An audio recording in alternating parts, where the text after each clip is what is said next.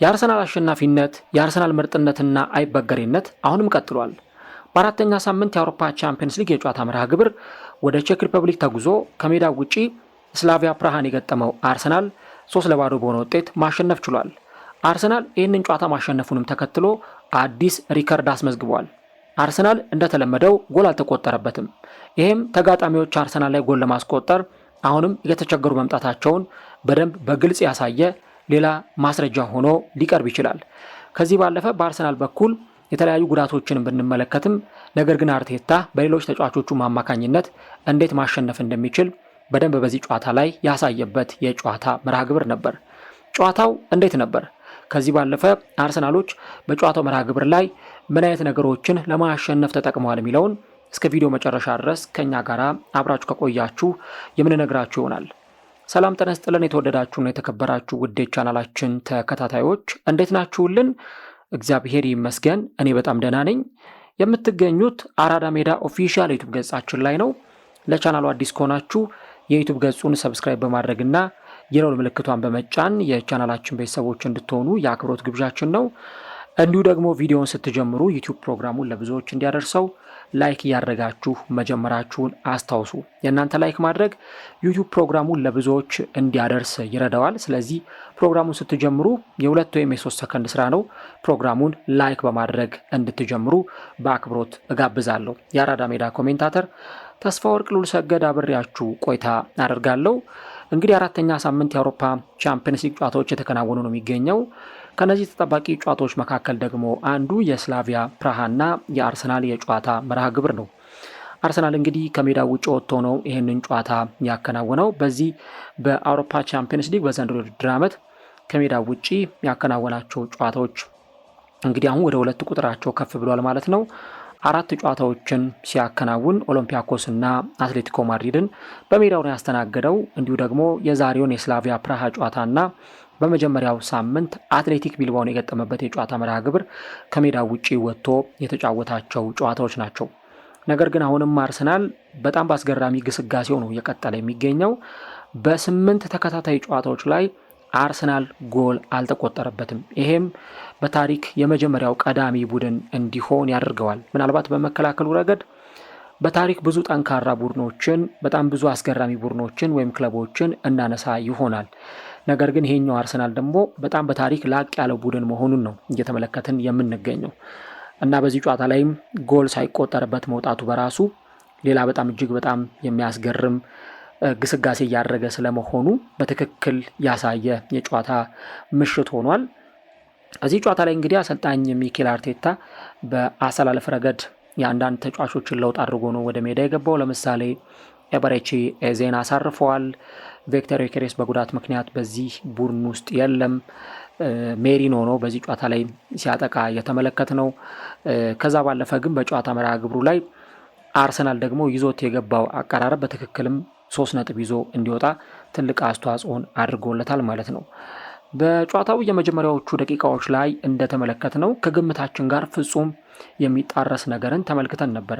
እንግዲህ እንደተመለከታችሁት በዚህ የጨዋታ መርሃ ግብር ላይ አርሰናል በመጀመሪያዎቹ 15 ደቂቃዎች በጣም ተቸግሮ ነበረ። እንደውም በጨዋታው ላይ ሲሰጥ የነበረው ቅድመ ግምት አርሰናል ጨዋታውን ሊያሸንፍ እንደሚችል ከፍ ሲልም ደግሞ በሰፋ የጎል ልዩነት በ3 ወይም በ4 የግብ ልዩነት ጨዋታውን ሊያሸንፍ እንደሚችል ነው ሲነገር የቆየው። ሁለቱ ክለቦች በ2007-8 የውድድር ዘመን በአውሮፓ ቻምፒየንስ ሊግ ሲገናኙ አርሰናል ኤሚሬትስ ላይ 7 ጎሎችን አስቆጥሮ ማሸነፉ እንዲሁም ደግሞ ከጥቂት ዓመታት በፊት አርቴታ ቡድኑን እያሰለጠነ በዩሮፓ ሊግ ኳርተር ፋይናል ወይም ሩብ ፍጻሜ ተገናኝተው አርሰናል በደርሶ መልስ ስላቪያ ፕራሃን ጥሎ ወደ ግማሽ ፍጻሜ መግባቱ የሚታወስ ነውና አርሰናል ይህንንም ጨዋታ ሲያከናውን እንደው በሰፋ የጎል ልዩነት ሊያሸንፍ እንደሚችል ያ ካልሆነ ግን በጣም ጨዋታውን ዶሚኔት አድርጎ ሊጫወት እንደሚችል ነው ብዙ ሀሳቦች ሲሰጡ የነበረው። ነገር ግን የመጀመሪያዎቹን 15 ደቂቃዎች ለተመለከተ የአጨዋወት ሂደቱ ፍጹም የተለየና ተቃራኒ ሆኖ ተመልክተናል። ምክንያቱም ስላቪያ ፕራሃዎች በተደጋጋሚ ጊዜ ወደ አርሰናል የግብ ክልል ይደርሱ ነበር። በጣም የአርሰናልን የመከላከል መስመር ለማስከፈት ከፍተኛ ጥረትን ሲያደርጉ ተስተውሏል። አንዳንዴ እንደዚህ አይነት ቡድኖች ሳይጠበቁ እንደዚህ አይነት ፐርፎርማንስ ሊያሳዩ ይችላሉ፣ ወይም እንደዚህ አይነት የሜዳ ላይ ብቃትን ሊያሳዩ ይችላሉ።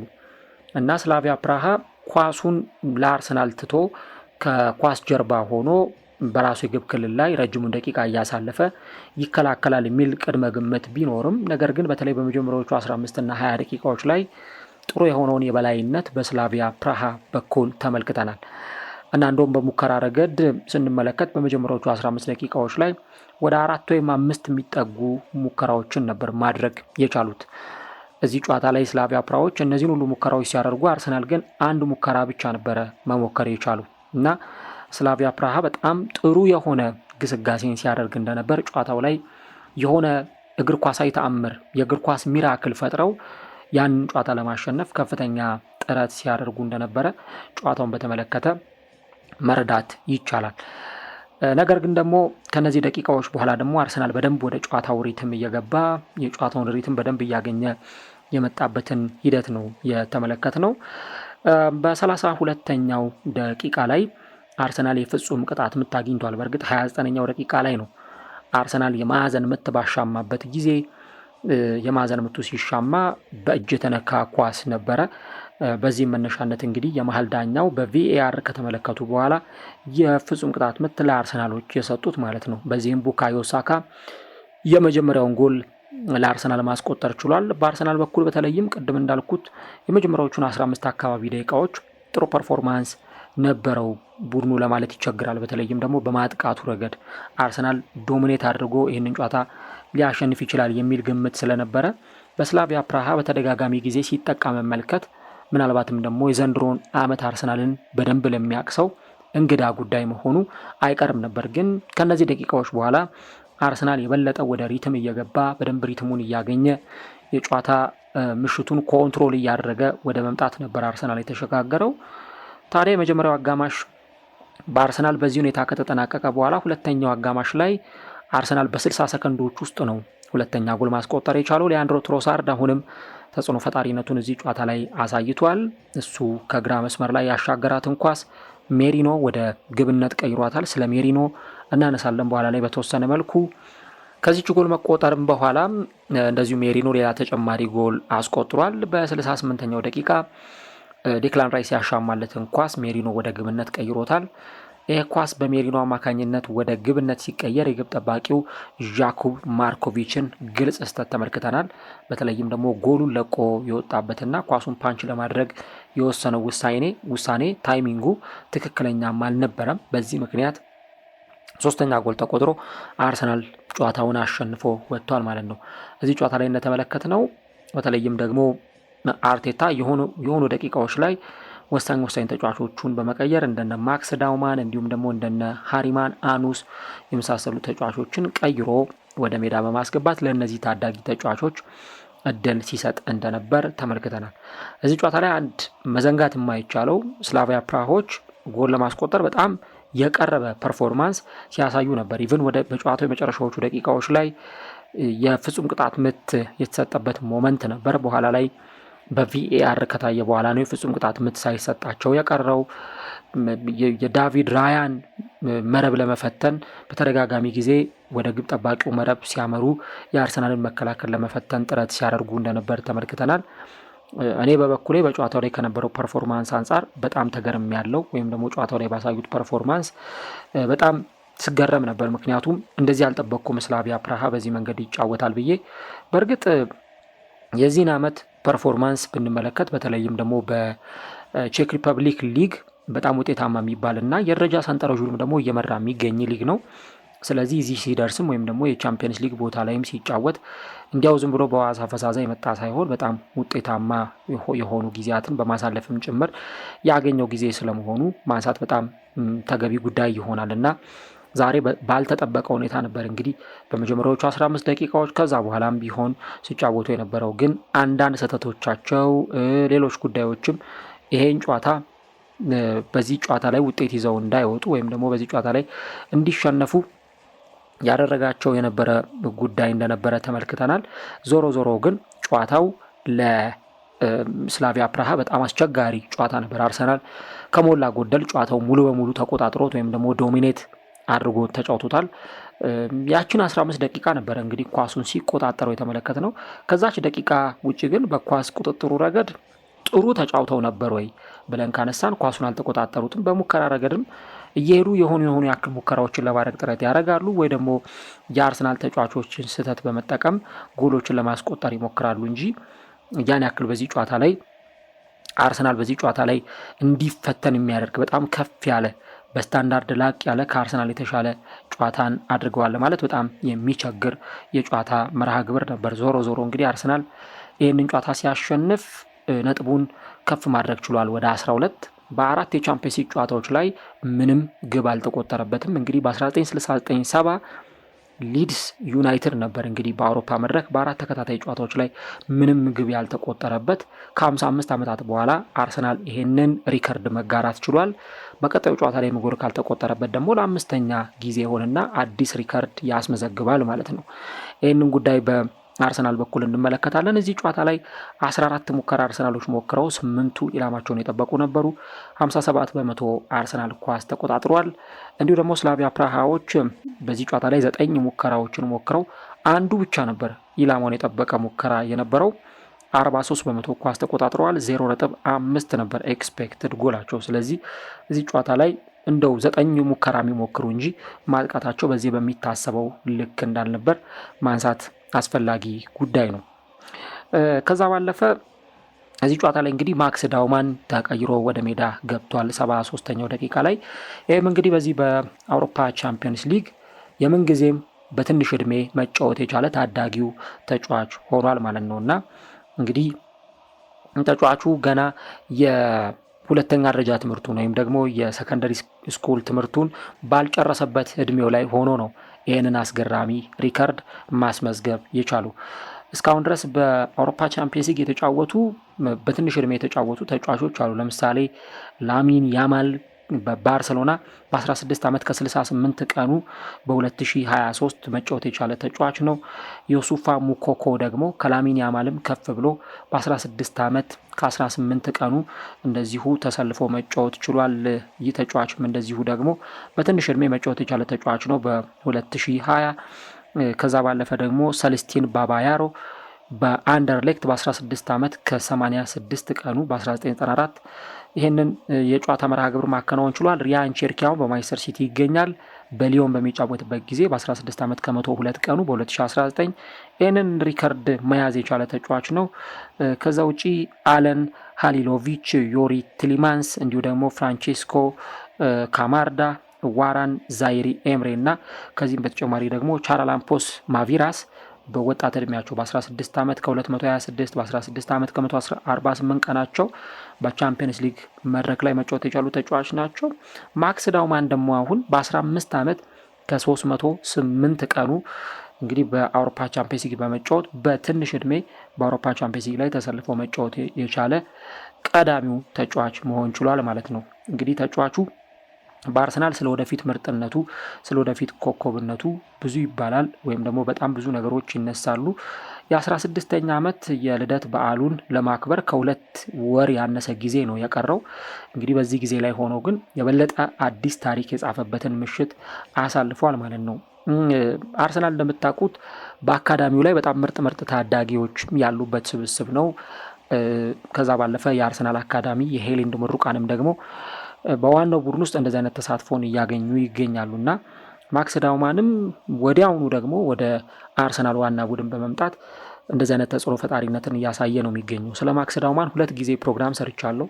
በባለፈው ዓመት ክረምትና ከዛ ደግሞ ሲዝኑ ሊጀመር ሲል የሰራነው ፕሮግራም ነበርና እንግዲህ ማክስ ዳውማን ራሱ አርቴታን በባለፈው ዓመት ሲናገር እንደነበረው ለዚህ ተጫዋች እድል እሰጠዋለሁ በቀጣዮቹ ጊዜያት ላይ እሱ የሚያደርጋቸው ነገሮች ሌሎች ሰዎች ሊያረጓቸው የሚቸግራቸው እንግዳ ነገሮችን ነው የሚያደርገው የሚል ሀሳብ ነበረ የሰጠውና ይህ ተጫዋች ላይ ያለውን እምነት በደንብ የሚያሳይ ነው። ያለው የታክቲክ አረዳድ፣ ቴክኒካል ብቃቱ እንዲሁ ደግሞ ሜዳ ላይ ሲገባ ያለውን ነገር በታታሪነት ለመወጣት የሚያደርጋቸው ጥረቶች እጅግ በጣም አስገራሚ ናቸው። እንግዲህ ለምሳሌ በአርሰናል ጃክ ዊልሸርን እናስታውሳለን።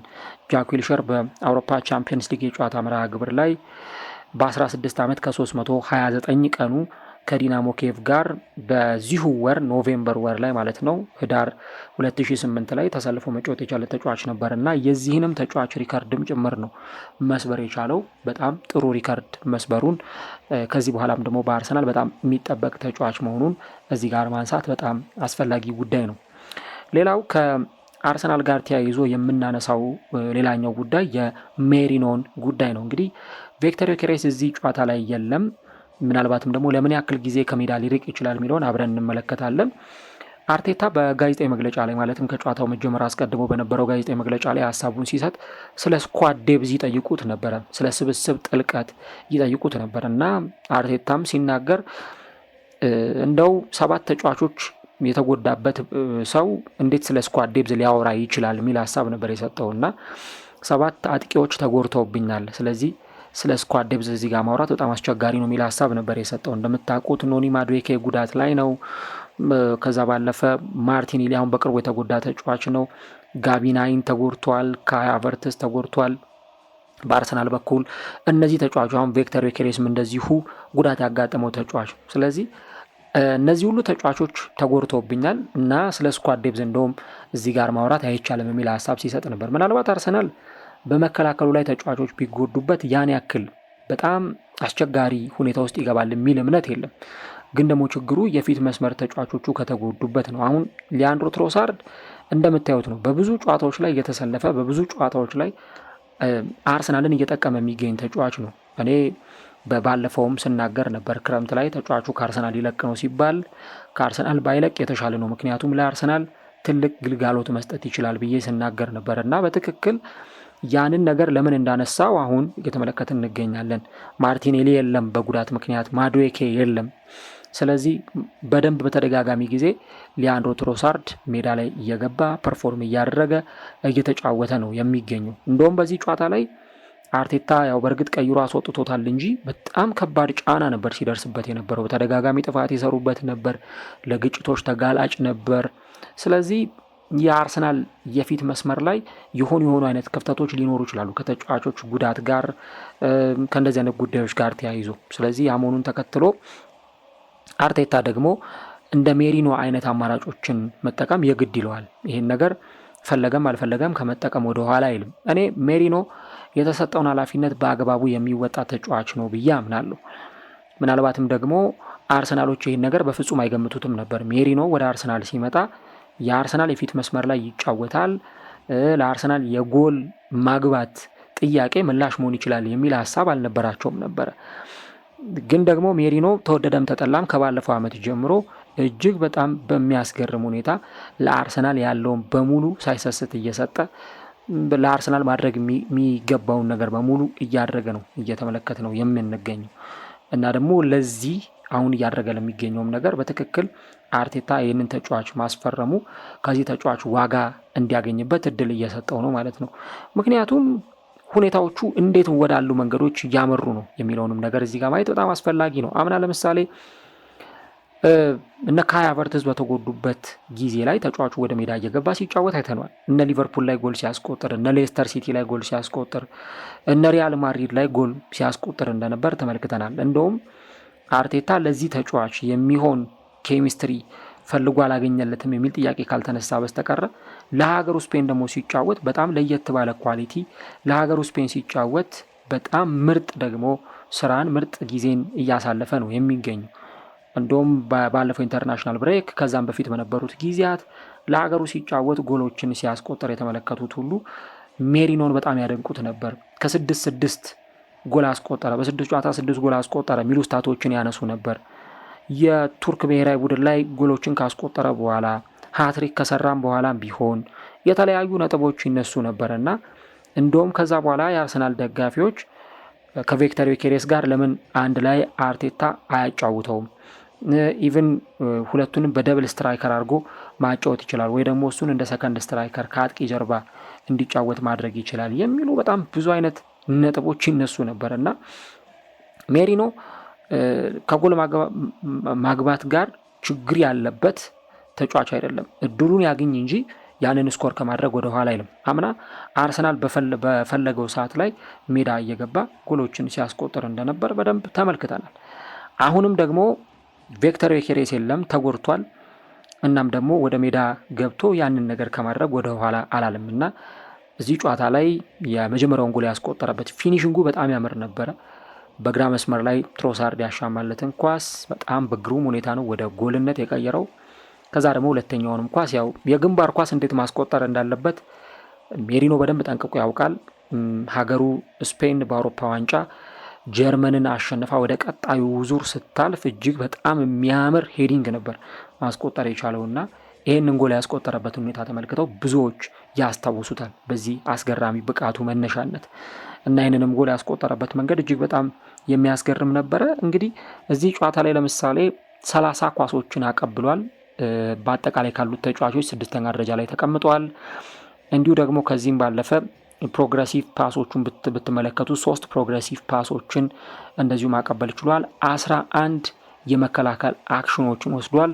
እንዲሁም ደግሞ በማጥቃት እንቅስቃሴዎች ላይ 3 ጊዜ ተሳትፎ አድርጓል። በቢውልዳፕ ወይም ደግሞ በማጥቃት የቢውልዳፕ ጨዋታ ላይ 9 ጊዜ ተሳትፏል። በዚህም 3ኛ ደረጃ ላይ ተቀምጧል ማለት ነው እና እንግዲህ ምን ያክል ይሄ ተጫዋች ለአርሰናል ከዚህ በኋላም ሊጠቅም እንደሚችል በደንብ ማሳያ ነው። አሁን አርሰናል ውስጥ በጣም የሚገርመው ነገር የሆነ ተጫዋች አንድ ቦታ ላይ ብቻ መጫወት የሚችል አይደለም፣ ቨርሲቲሊቲ ያለውም። ለምሳሌ እነ ካላፊዮሪን ብትመለከቱ ከአንድም 2 ቦታ ላይ መጫወት ይችላሉ። እነ ቤን ዋይትን ብትመለከቱ ከዛ በተጨማሪ እነ ሂንካፔን ብታዩ እነ ኤበሬቺዜን እነ ማዱዌኬን ራሱ ሜሪኖን ብትመለከቱት በአንድም በሁለትም ቦታ ላይ በደንብ የሚጫወቱ ተጫዋቾች ናቸው እና የሆነ ቦታ ላይ እንኳን ጉዳት ቢፈጠር ያንን ነገር በደንብ ማከም ይችላሉ። በእርግጥ ሜሪኖ ልክ እንደ አጥቂ እድል ሲሰጠው ጎል ያስቆጥራል፣ ግን ደግሞ አንዳንዴ ጎል ማያስቆጥርባቸው ጊዜያቶች አሉ። ግን ደግሞ ተፈጥሯዊ አጥቂ አለመሆኑን እዚህ ጋር ልብ ማለትም በጣም ወሳኝ ነገር ነው እና በዚህ ጨዋታ ላይ ጎል ማስቆጠሩ አሁንም ለአርሰናል አለኝታነቱን በደንብ ያሳየበት ነው። እንደው ዮኬሬስ እንኳን ቢጎዳ ቢያንስ የጎል ማስቆጠር በርደኑን ተጫዋች ሊወጣ እንደሚችል ለደጋፊዎቹ መልእክት ያስተላለፈበት ጨዋታ ነው እና በትክክል በጨዋታው ላይ ማን ኦፍ ዘ ማች ተብሏል።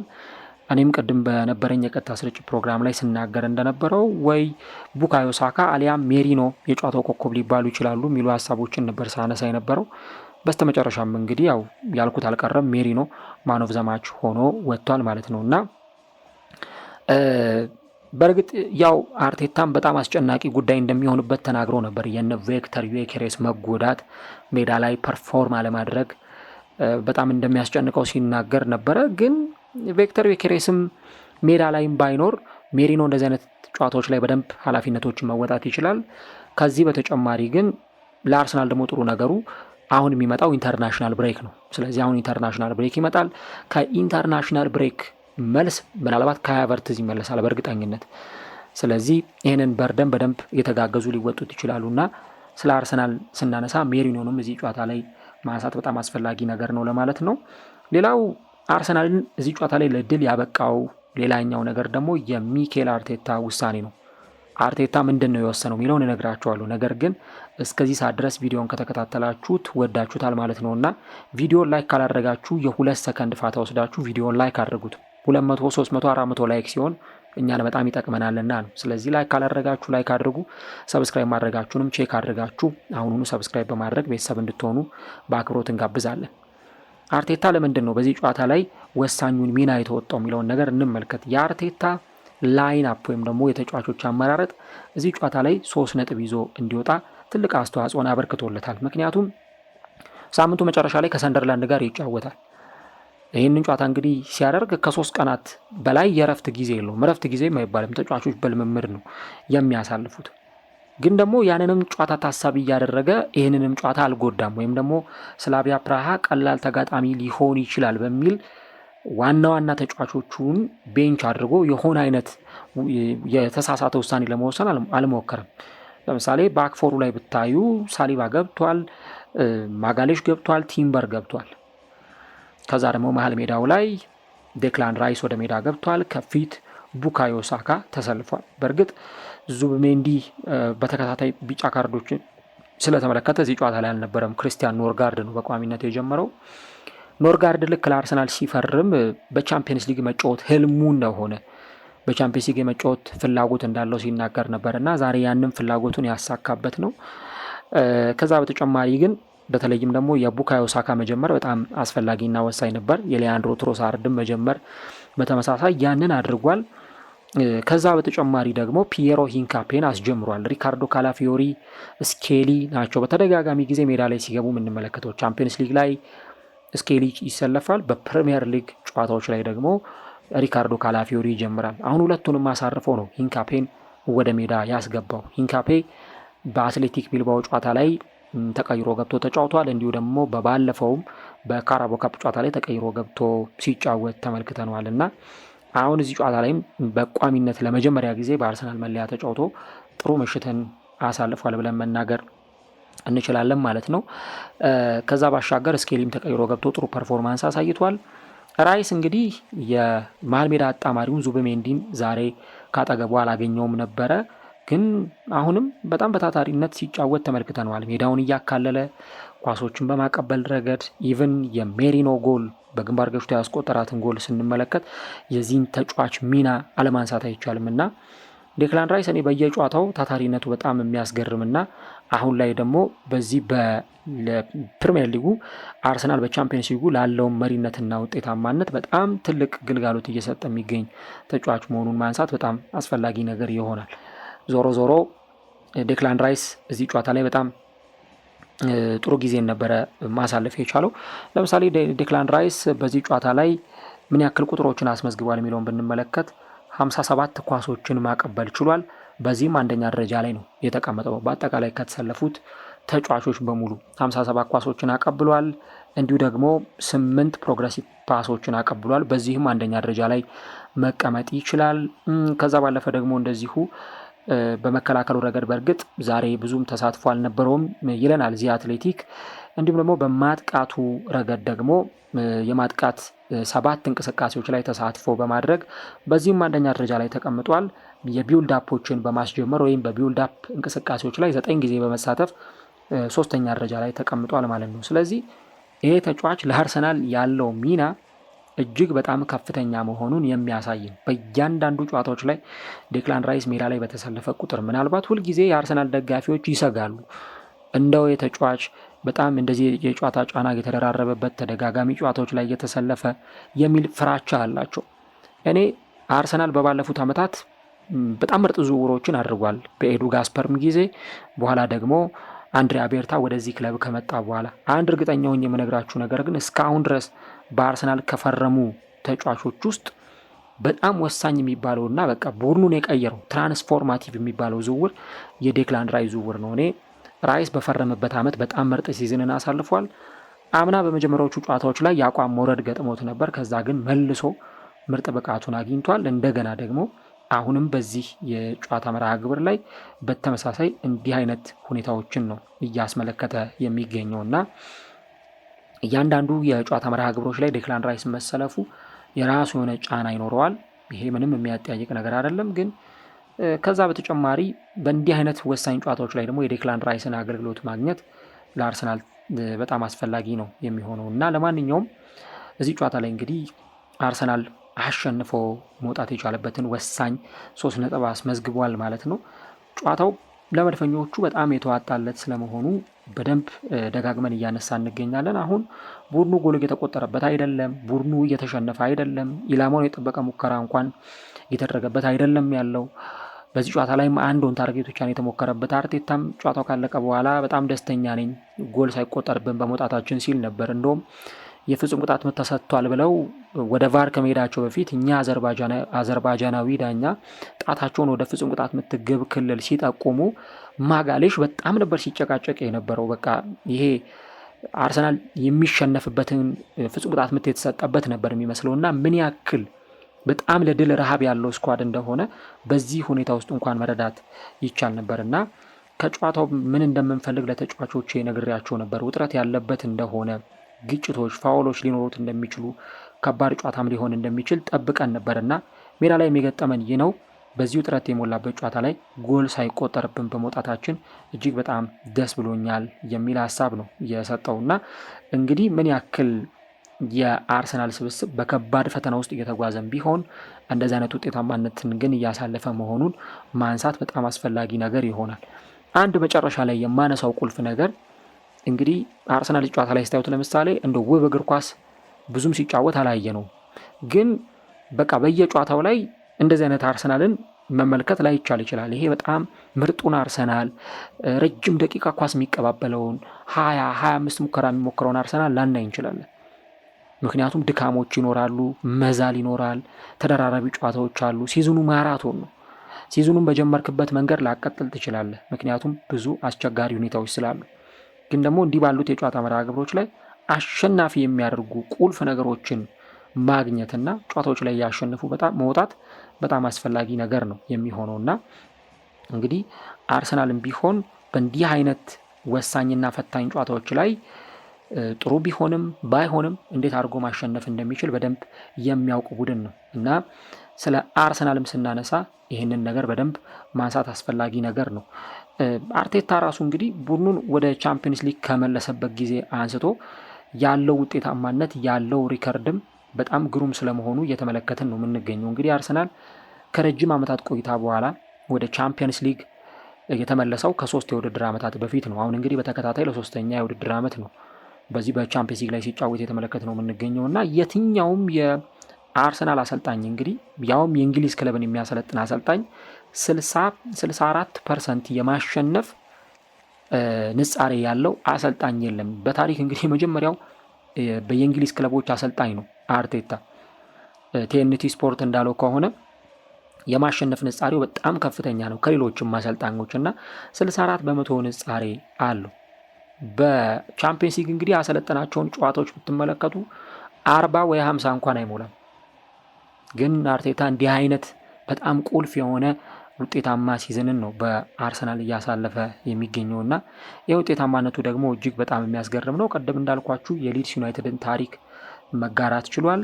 ከዛ ባለፈ ደግሞ አርሰናል 8 ጨዋታዎች ላይ በተከታታይ ጎል ሳይቆጠርበት እያሸነፈ በመውጣት በታሪክ የመጀመሪያው ዋናና ቀዳሚ ቡድን መሆን ችሏል ማለት ነው። ከዚህ በላይ ለአርሰናል ደጋፊዎች የሚያስደስታቸው ነገር አለ ብዬ አላምንም።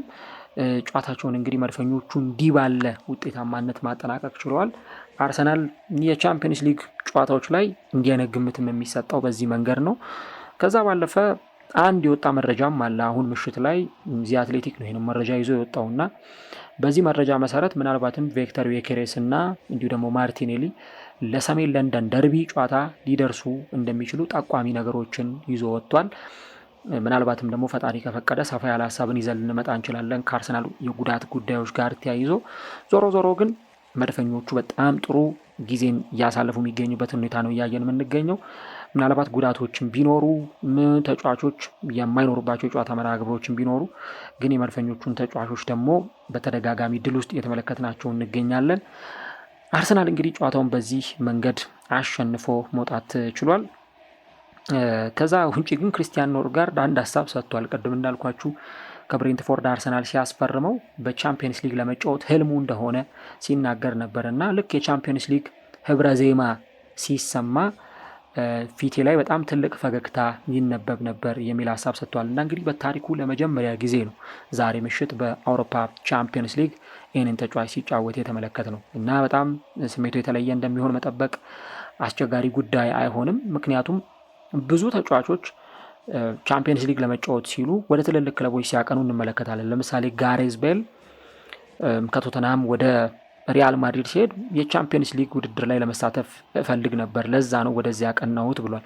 ህብረ ዜማውን መስማት ራሱ የሚናፍቃቸው ተጫዋቾች አሉና በዚህ መሰረት ነው እንግዲህ ልክ እንደዚህ አይነት ተጫዋቾችም የሚነሱት። እሱም ለአመታት በብሬንትፎርድ ሲጫወት ከቆየ በኋላ አሁን ግን ወደ ፕሪሚየር ሊጉ መሪ ክለብ ሲመጣ ይህንን ትልቅ ነገር አግኝቷል። አርሰናል ይህን ጨዋታ አሸንፏል። ጨዋታውን እንዴት ተመለከታችሁት? እንዴት ነበር ለእናንተ ጨዋታው? ሀሳቦቻችሁን ጻፉልን። ከዛ በተጨማሪ ደግሞ አርሰናል በቀጣይ ሰንደርላንድን ይገጥማል። እንግዲህ ጉዳቶችም አሉ። ከነዚህ ነገሮች ጋር አርሰናል እንዴት ስትራግል እያደረገ አሁን የያዘውን ግስጋሴ ያስቀጥላል የሚለውን አብረን እናያለን። አርሰናል አሁን አይበገሬ ቡድን ነው ብንል ማጋነን አይሆንም። አርሰናል አሁን የአውሮፓም ምናልባትም ደግሞ የሊጉም ምርጥ ቡድን ነው ብንል ምንም ማጋነን አይሆንም።